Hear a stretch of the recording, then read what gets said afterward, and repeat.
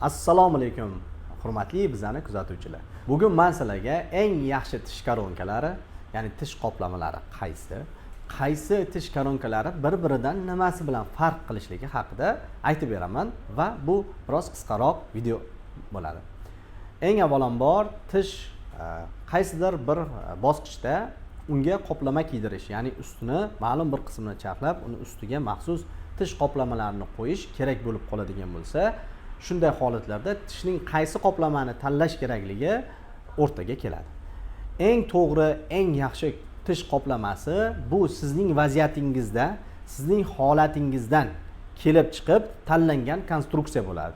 Ya'niki bu gapim bilan demoqchimanki, deylik, tishi titan koronkalar, ya'ni metaldan tayyorlangan koronkalar degan bo'lsak, metal koronkalar rangli metallar va rangsiz metallarga bo'linadi. Rangli metallar bu tillo va kumush. Rangsiz metallar bo'lsa titan qoplamalar hisoblanadi. Sizning vaziyatingizdan kelib chiqib, agar sizga rangli metallardan koronkalar qo'yish tavsiya qilinadigan bo'lsa, rangli metallardan tayyorlangan koronkalar bu sizga asqotadigan koronkalar. Sizning vaziyatingizdan chiqib, metal aralashib qo'yiladigan konstruksiya bu siz uchun to'g'ri bo'ladigan konstruksiya hisoblanadi.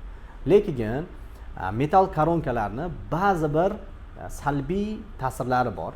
Bu salbiy ta'sirlari agar ular noto'g'ri qo'yiladigan bo'lsa yoki qo'yilgandan keyin ma'lum bir vaqt o'tib tishni ichidagi qaysidir qismlarida yana chirish prosesslari davom etadigan bo'lsa, bu koronkalar o'zidan muntazam ravishda metal elementlarni chiqarishni boshlaydi. Og'izni ta'm bilishi o'zgarib qolishligi, bundan tashqari og'iz muntazam hidlanadigan bo'lib qolishligi va og'iz bo'shlig'i gigiyenasining yomonlashuviga sabab bo'ladigan asoratlar paydo bo'ladi. Chunki metal so'lak bilan doimiy ta'sirlashishi natijasida og'iz bo'shlig'iga qisman metal elementlarni chiqazib turadi va bu organizmga sekin-astalik bilan so'riladi va o'zini asoratlarini berishni boshlaydi.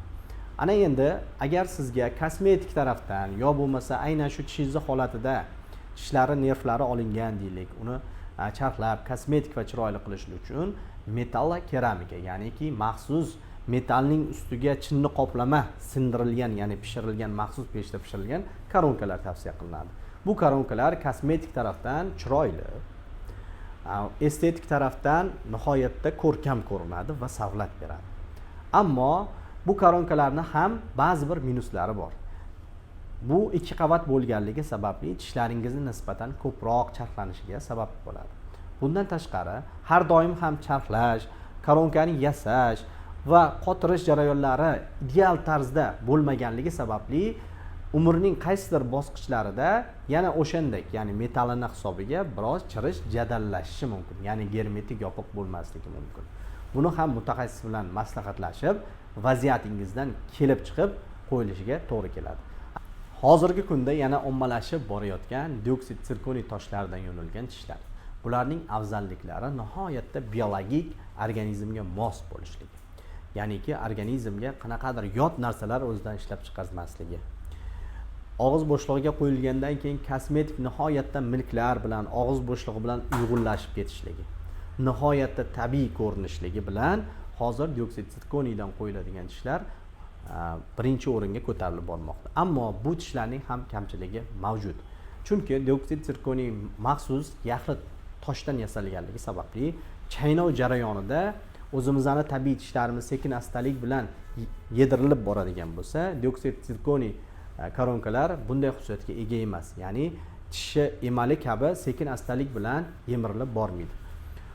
Buni natijasida agar bruksizm yoki mushaklarning kuchli bo'ladigan bo'lsa, mushaklar kuchli bemorlar bo'ladigan bo'lsa, ularda bu konstruksiyani tanlashning imkoniyati yo'q. Bunday bemorlarga maxsus boshqa, ya'ni yemirilib turuvchi koronkalar tavsiya qilinadi.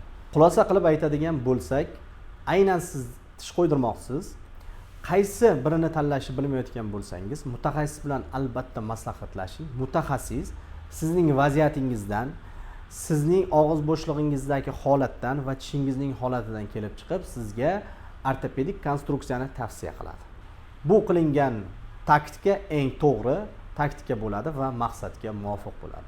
Berayotgan ma'lumotlarimiz sizga foydali bo'ladigan bo'lsa, boshqalarga ham ulashib qo'ying.